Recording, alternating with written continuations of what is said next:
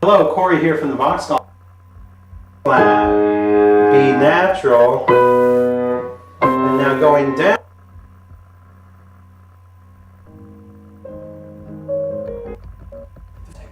To produce speed, ease, and control at the keyboard. I hope that this lecture will provide certain suggestions and guidelines for problems that come up as it is described in great detail on the first video in the Talbot tapes. The sitting height puts the playing mechanism, the finger, the hand, and the arm, in the best mechanical advantage for playing the instrument. The proper place for the alignment to be is that the forearm should be level or slightly above the surface of the white keys. A very helpful way to guide someone to this is to of crowding would result. Here, I am not free to maneuver the different registers of the instrument, particularly in front of the body. If I go too far back, I would be reaching for the instrument. In this position, it's not possible for the finger, hand, and arm to drop freely into the keyboard.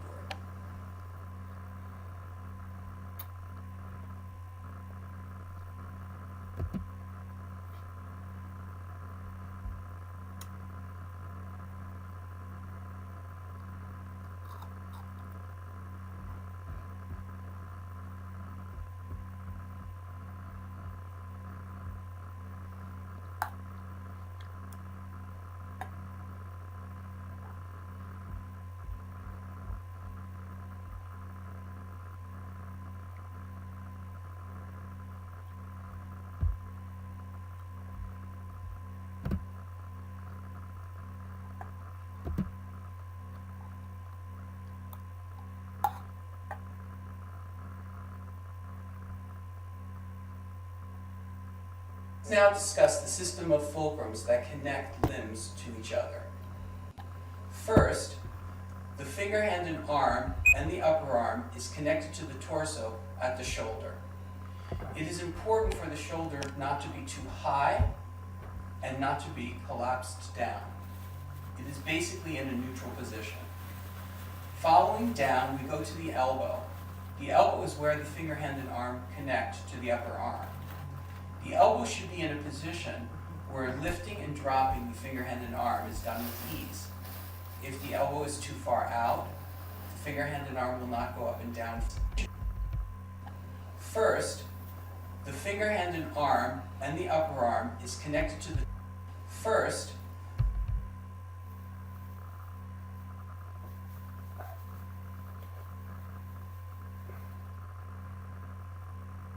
Let's now discuss the system of fulcrums that connect limbs to each other. First, the system of fulcrums that connect limbs to each other. First, the finger, hand, and arm and the upper arm is connected to the torso at the shoulder.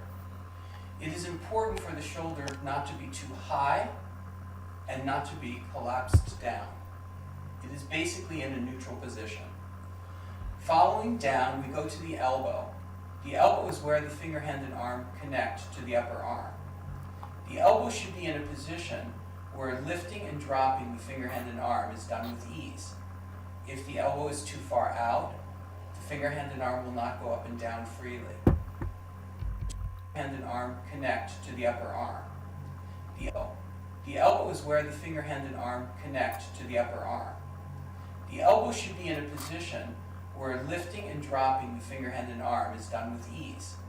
If the elbow is too far out, the finger, hand, and arm will not go up and down freely. If the elbow is too collapsed in, the same situation will result. A neutral position allowing for the finger, hand, and arm to go up and down is crucial to the success of the playing. Following down to the wrist is the fulcrum from which the hand moves. It is important to realize that the wrist can neither be too high nor too low. Either situation will prevent the finger, hand, and arm being unified. Following down, we have the main knuckle joint. This is an important joint because it is where the fingers move from. The fingers move up and down in one piece from the main knuckle. In the natural hand position, you will see there are middle knuckles to the fingers. Those middle knuckles should be preserved in the playing. They should neither be straightened out nor curled. The last joint here is important not to collapse in nor to curl. So we have basically the natural position here. Once you attain the alignment for playing, the next step is to play one key at a time. The finger, hand, and arm go up and down together and descend into the key. There are several things to master here.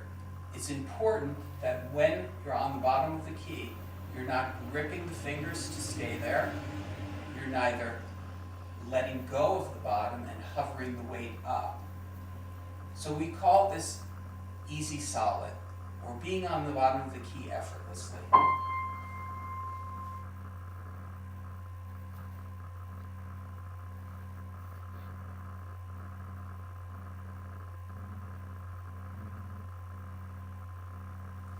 At this point, I'd like to clarify the rotational movement. In showing a student the rotational movement, it's very helpful to locate the arm in front of the body. Being on the bottom of the key effortlessly. This easy solid, or being on the bottom of the key effortlessly.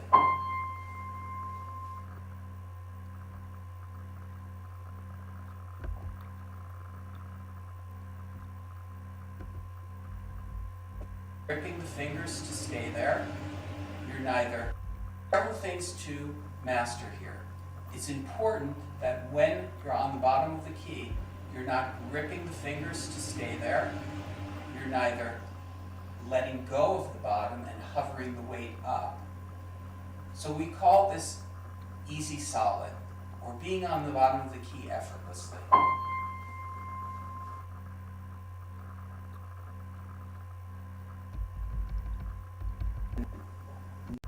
Fingers. Those middle knuckles should be preserved in the playing. They should neither be straightened out nor curled. The last joint here is important not to collapse in nor to curl. So we have basically the natural position here. Once you attain the alignment for playing, the next step is to play one key at a time. The finger, hand, and arm go up and down together and descend into the key.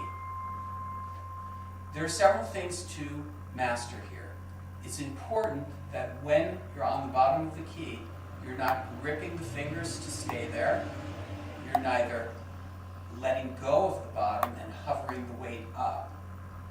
So we call this easy solid, or being on the bottom of the key effortlessly.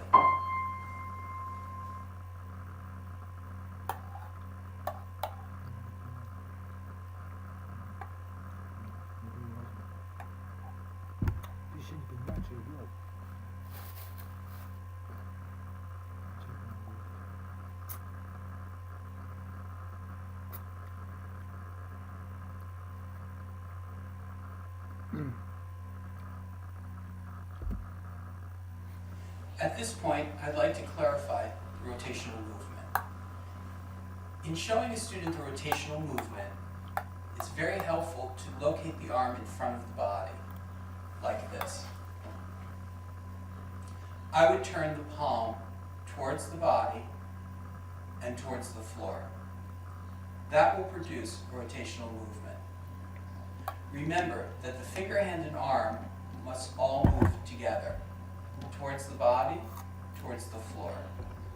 It's very much like turning a tennis racket. The head of the tennis racket stays in alignment.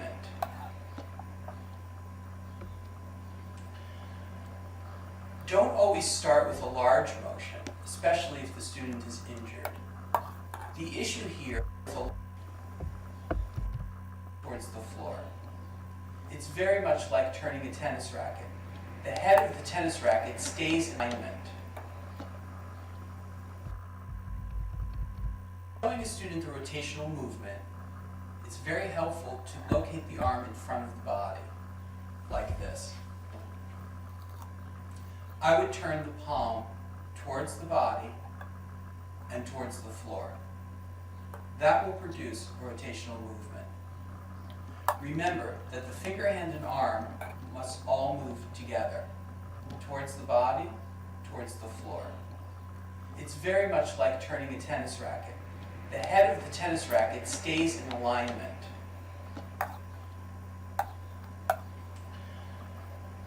Don't always start with a large motion, especially if the student is injured. The issue here is feeling connected, finger, hand, and arm, and free to the elbow. This can be achieved with a small motion. Connected, finger, hand, and arm, and free to the elbow. This can be achieved with a small motion. The preparatory motion refers to the motion that begins a passage and also to the first part of a motion in the double rotation. A single rotation functions to accommodate changes of direction, such as a trill.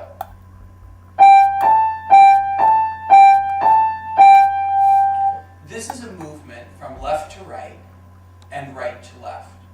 The double rotation consists of two motions, the first being a preparatory motion followed by a planned swing. I like to show the rotation starting in the descending direction. I like to start with 4 fingers and avoid using the thumb. The reason for avoiding the use of the thumb is because we would need the in and out motions in order to play the thumb. It is much simpler to deal with just the rotation. I like to play straight down and show the rotation over a distance, say to the second finger. Sometimes it's easier for the student to understand rotation over a distance than it is to understand rotation to the very next note.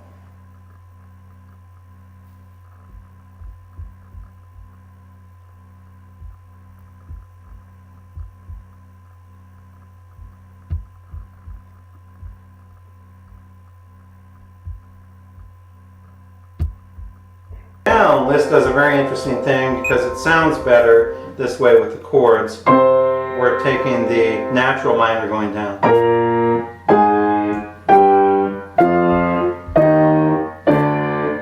Okay, once again minor, harmonic minor going up, and natural minor going down.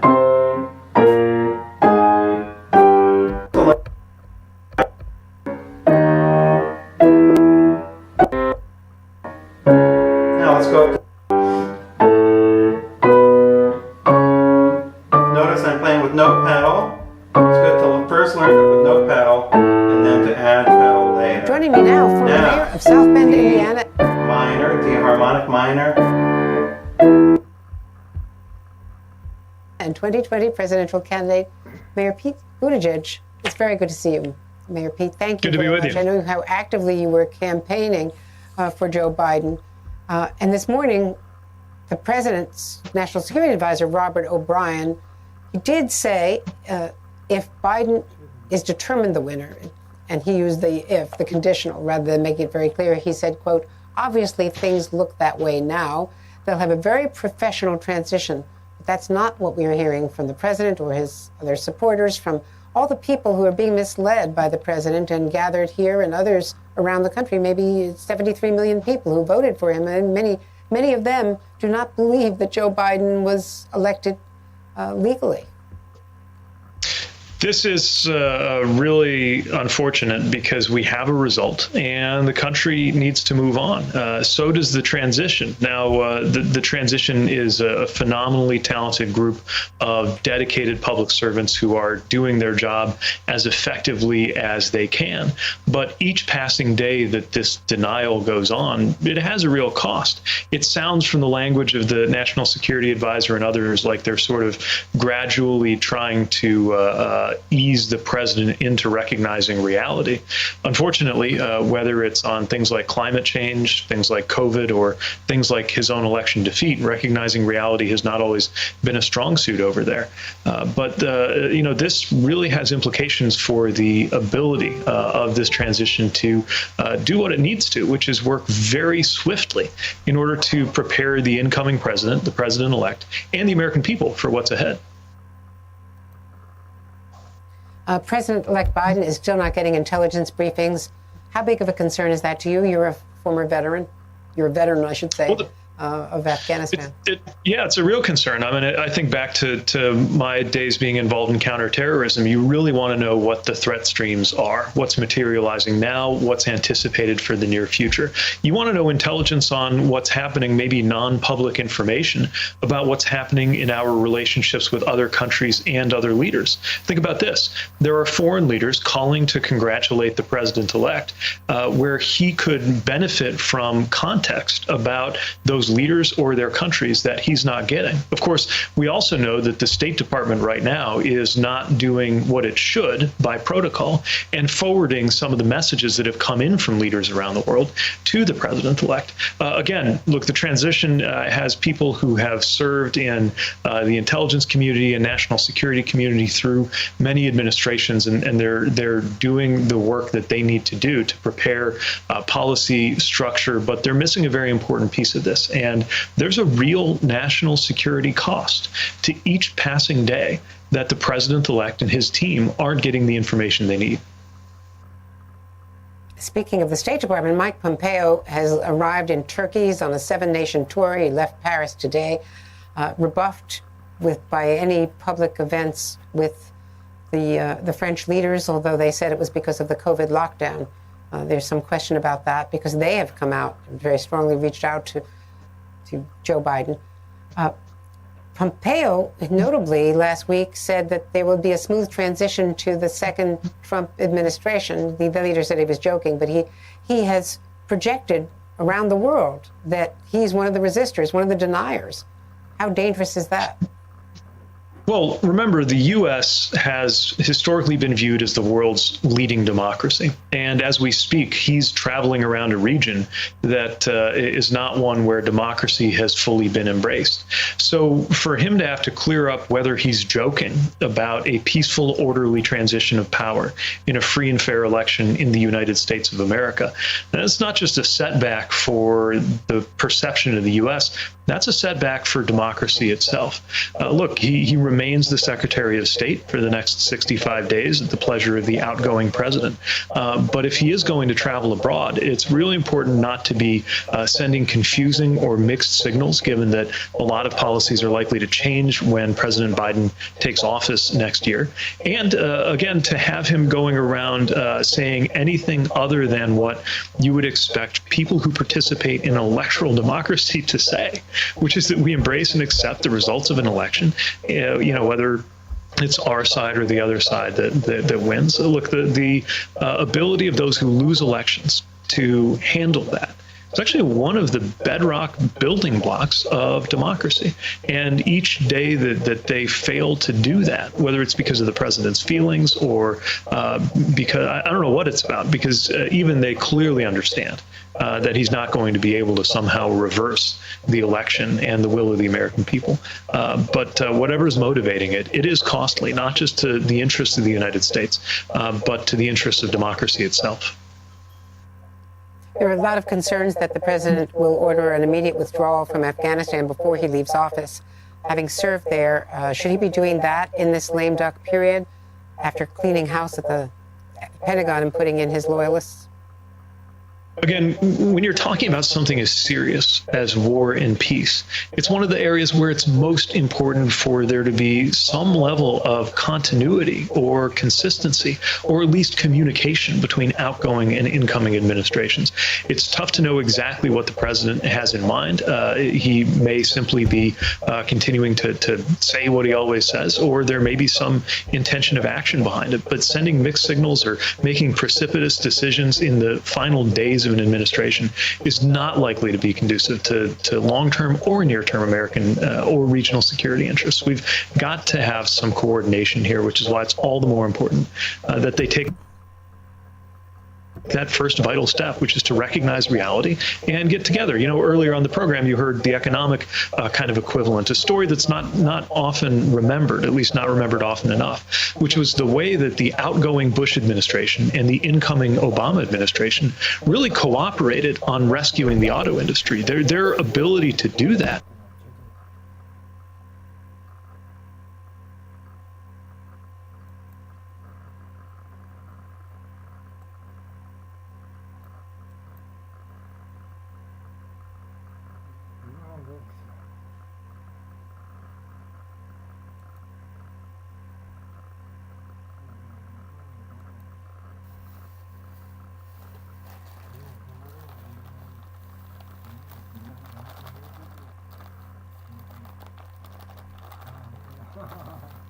Смешно, интересно.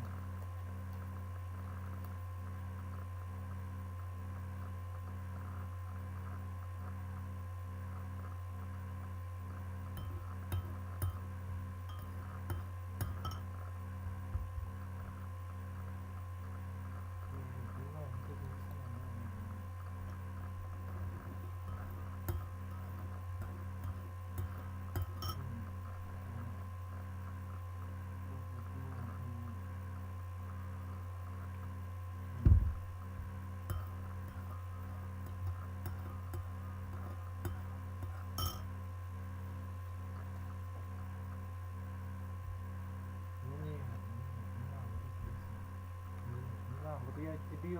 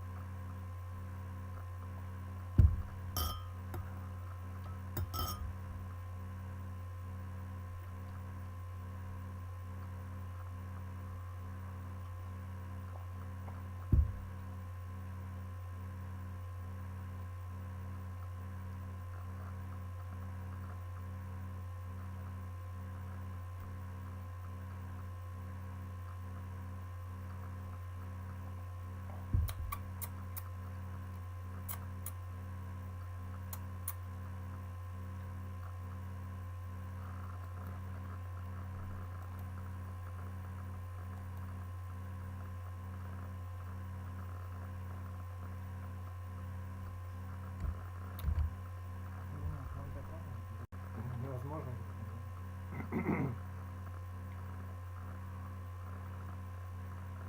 А что тебе, с того что ли документ?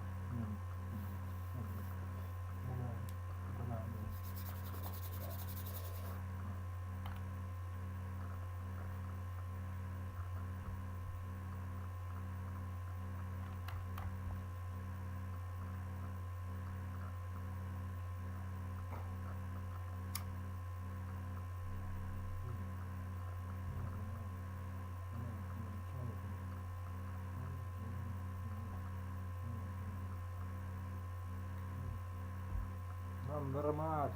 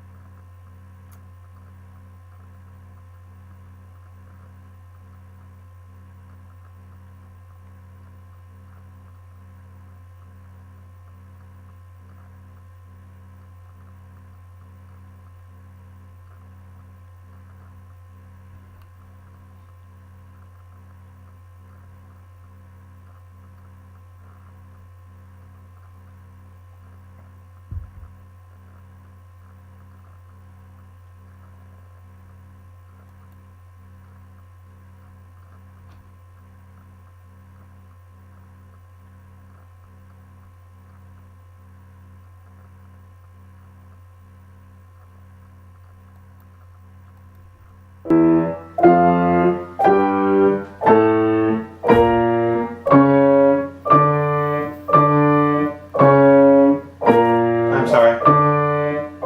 Natural minor going down.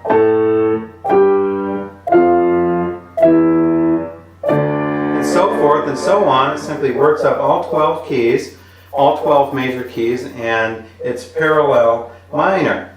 Now, you might think, oh, that's all nice and easy and well and everything, just that, but no, it's not, because now we're going to fill in the notes in the middle. You can see here in the score, hopefully you can see this okay here. In Bach Scholar's edition here, you can see the chords are all written out with octaves plus 2 notes in the middle. So you're always going to play 4 notes per chord, and it's always 1 line here per scale. So now let's take, and it's good to practice hands separately, but for time's sake, for this video, I'm just going to do hands together. Okay, so we have our C, and now we're going to fill it in with E and G. E and G, making a complete chord. Many piano teachers teach to play 4 here, 5, 4, 2, 1. I do not. I teach to play 3, and I will explain that in a minute, but please use 3 here, don't use 4. It remains consistent with all major keys. So 5, your octave here, 3, 2 here, 2, 3 here. That's a root position. Now we're going up to D, play the octave first. Now we're going to fill it in with G and B. G and B. 3.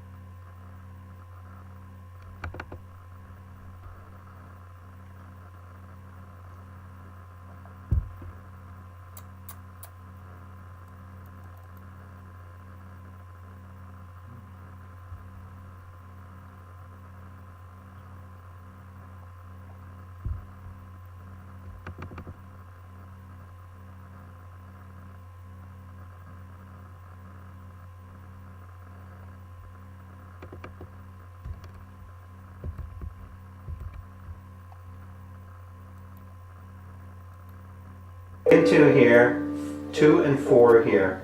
This is a second inversion of a dominant chord, second inversion of a G chord. So those are the C chord in root position, the G chord in second inversion. Make sure you play 3, 2 here, 2, 4 here. Fingering is important. Now we go up to the next step. E. We're going to fill this in with G and C, G and C. This is a first inversion of a C chord. Please play 4, 2 here and 2, 4 here. And then the next one is F. We're going to fill that in with, this is simply a root position, so we have A and C, with 3, 2, 2, 3. Once again, do not play 4 here. As many piano teachers teach, play 3. This remains consistent with all the major chords in root position. Okay? Now, the next one is G. We're on the 5th tone, or the dominant. Now we're going to have C and E with 3 and 2, C and E with 2 and 4. And now I like the next chord. It sounds great. This is going to be a minor 6. So we play an A, and we have a C and an E, a C and an E. So do play 4 here. Play 4, 2, play 2, 3. The reason why you want to play 4 here, the general rule is with whether it's 4 or 3, if it's a minor third here, play 4. If it's a major third, play 3. So, for example, if you play A major, play 3. If you play A minor or any minor chord in root position, play 4. That's the general rule with the left hand and with both hands, with the exception of the first inversion of the chord, which is 4 here. That's a major third, so that's really the only exception. So major third, 5-3, minor third, 4-5-4. Sorry about that. Now, let's take off where we left off. An A minor, so we have an A, C and E, C and E. And then next we have B. That's really of the chord, which is 4 here. That's a major third, so that's really the only exception. So major third, 5-3, minor third, 4-5-4. Sorry about that. Now, let's take off where we left off. An A minor, so we have an A, C and E, C and E. And then next we have B. This is a G, this is D and G with 4 and 2, 2 and 4. That is a G chord or a dominant chord in first inversion. And then we arrive in the root position, once again, 3, 2, 2, 3 here. So I'm going to play all of those chords all together now.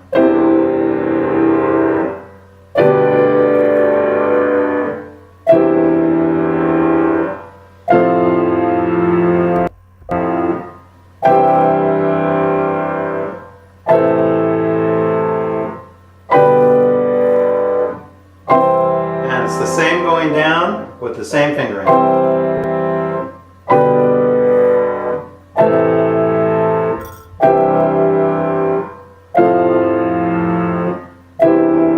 Try to form the chords in the air. Form the chords in the air. Okay, don't push your fingers down and try to find all your fingers, but when you're in the air, you will form the next chord. So I'm going to play this once again, just a tiny bit faster.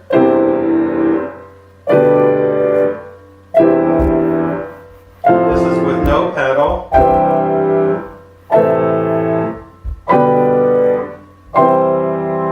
I love this exercise. It gives so much strength to the hand. It teaches you harmony at the same time. This is how it sounds with pedal. If you play with pedal,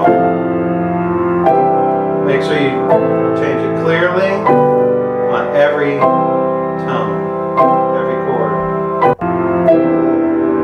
Exactly the same fingering as you just did here.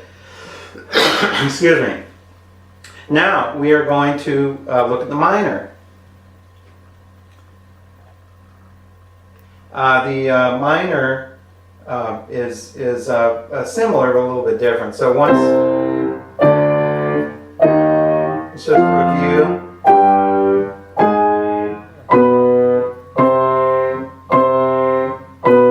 Or I'm sorry, go natural minor going down. If you don't know natural or harmonic minors, you need to learn those first. This exercise assumes you know your minor keys and your minor scales and how they operate. So please learn about minor if you don't know about them already. So now, we're going to play C. We're going to fill it in with a minor chord. Remember, 4-2 here, 2-3 here. And now, that's a nice sounding C minor chord in root position. We have D. We're going to fill it in with G and B. G and B, natural. That's a major 5 in second inversion. And now we're going to go to first inversion of a C minor chord, and now we're going to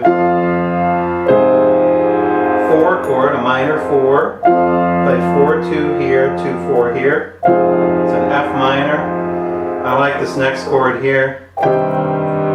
This is a second inversion, or a 6/4 of a minor 1 chord. That is a C minor in second inversion.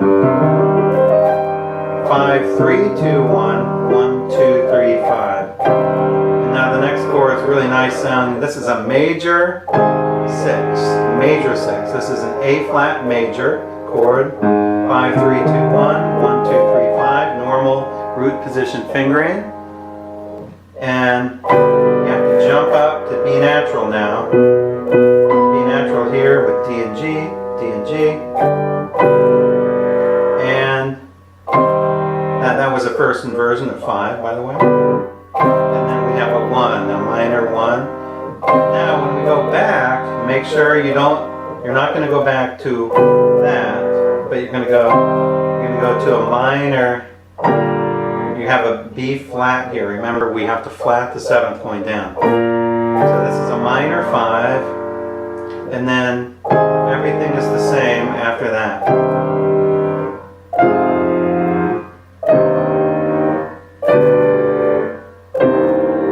Now I'll play them all together without talking.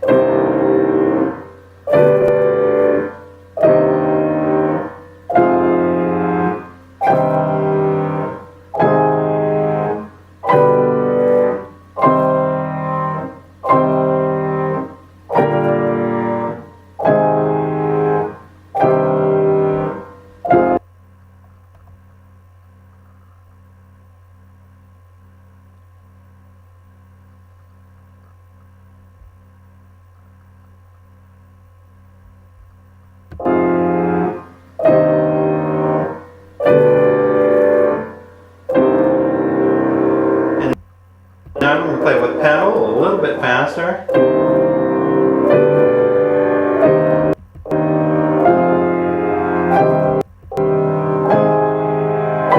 Beautiful sounding scale. Beautiful sounding scale.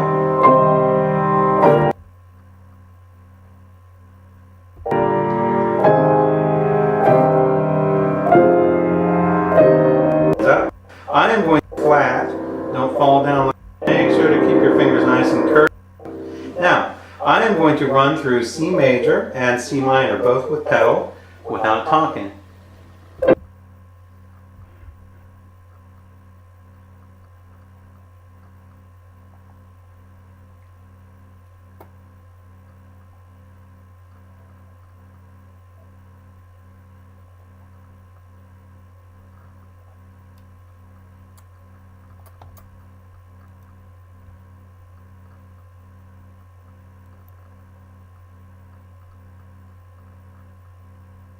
Я застав, да не можна там.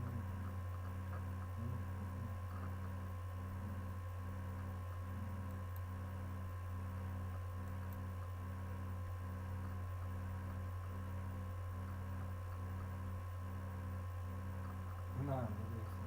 Ні, ні.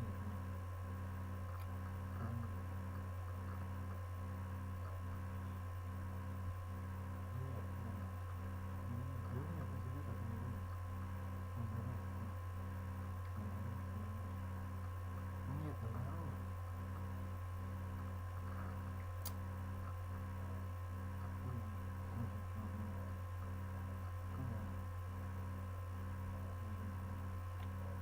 Что дальше?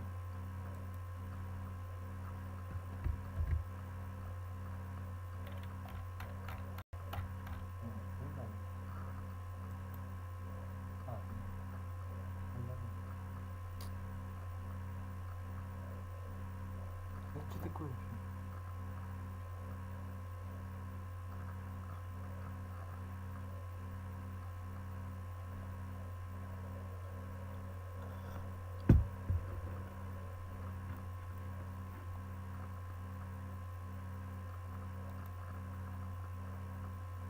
Наоборот, так наоборот.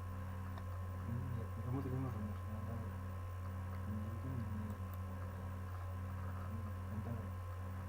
Наоборот.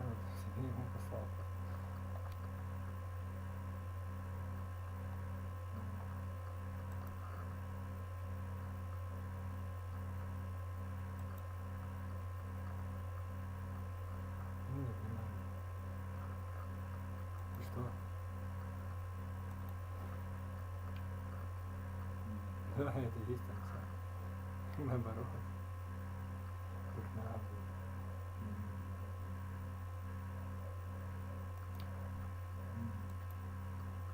Ну нет, там плотненько, конечно.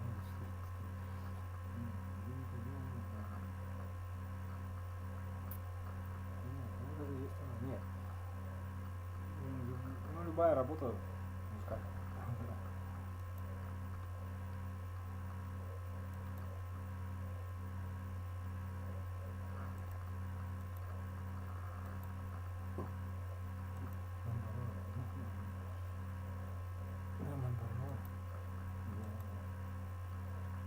Чуть написался. Вот наоборот.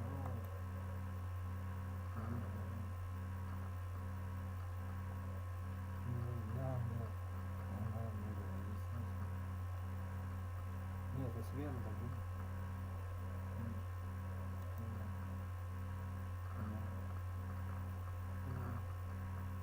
Чуть так наоборот. Чуть не знаю.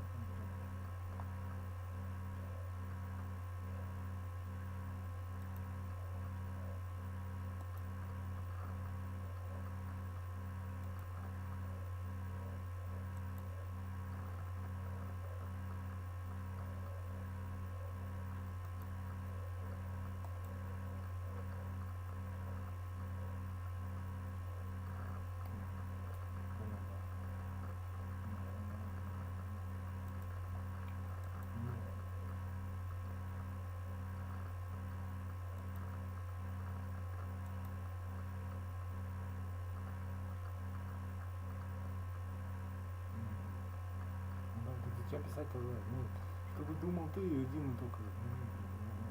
Для тебя. Наоборот, нет, да. Да нет. На самом деле, ты никто, может, все делать.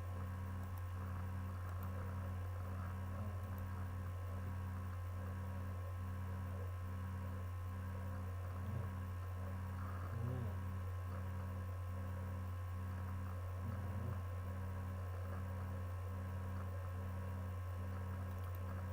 Что за слово такое? Что за сюжет?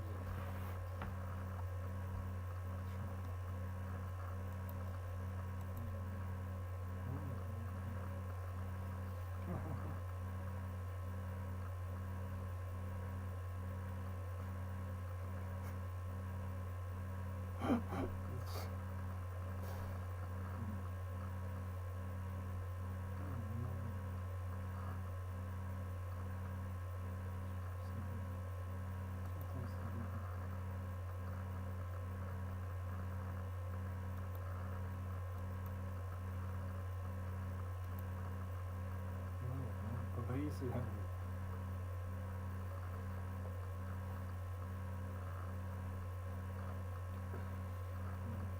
На солнце можно.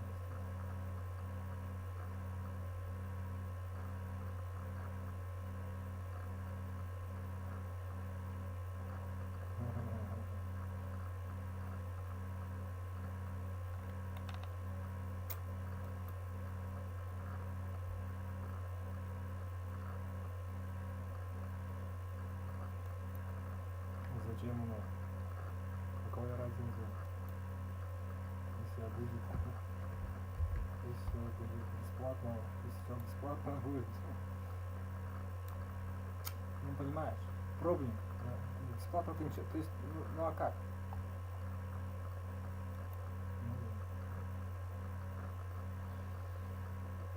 Это уже другой вопрос. Тут не думать. Когда ты что-то делаешь, а потом оказывается, что ты что-то не делаешь.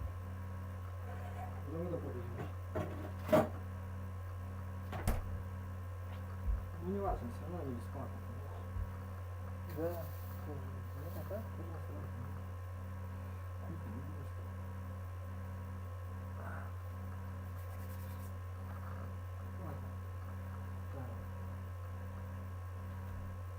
Ну, а ты как считаешь?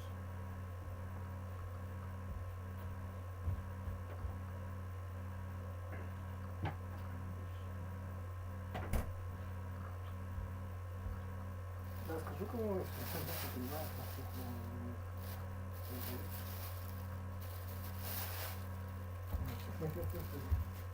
ну да.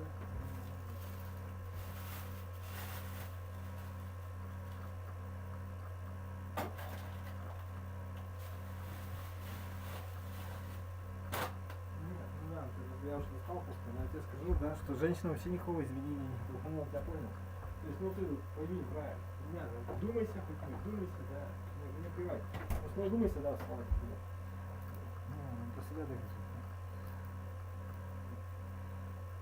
Да, да, да. Не, меня касается.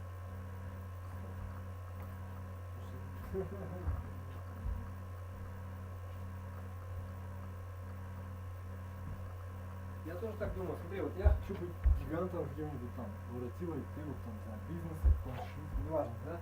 Короче, мужиком каким-то реальным, да? Властью, деньгами, как-нибудь, что-нибудь. Да, как, ну или как хочешь, да, ну понимаешь, короче, да, да, да. Морально большим человеком, ну хрен его знает. Ну, к примеру, просто, да. Ну, да, да, да. Наверное, у них такая же тематика, да. То есть, да. Ну да, а это, ну как бы, не знаю, нет оправдания там. Ну, это я просто так. Ну, конечно, просто все. То есть женщины не могут быть мужчинами, понимаешь? Они не могут даже хотеть быть мужчинами. Это все как бы. И более того, если они так, им кажется, что они так делают, или если они так делают, тогда ну, понимаешь, как это сказать. Ну, короче, да, он же сам говорит, нет, понимаешь, как бы, ну, понимаешь, ну, то есть как бы